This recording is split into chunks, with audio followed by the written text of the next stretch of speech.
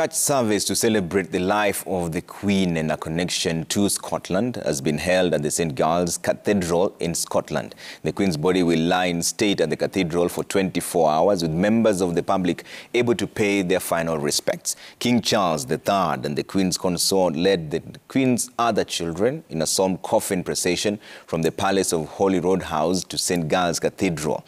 Earlier on, the King made his maiden visit to Parliament as the reigning monarch, where he received condolences and addressed the House before flying to Edinburgh to join his mother's coffin.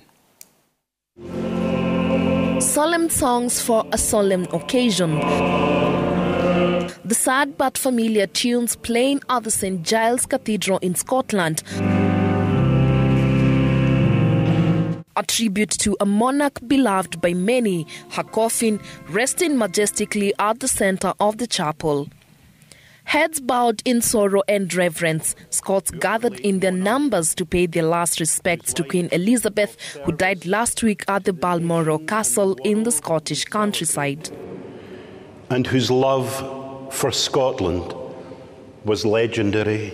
The crown, a ceremonial symbol of the sovereign's presence in Scotland, was placed on the Queen's coffin during the memorial service. It was placed there by Alexander Douglas, the Duke of Hamilton, and will remain there while thousands of Scots paid their respects.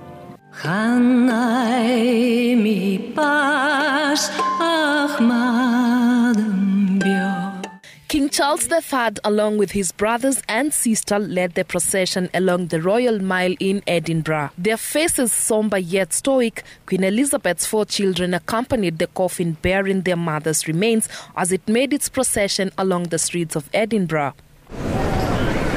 Crowds lined along the streets got a chance to pay their respects along the Royal Mile.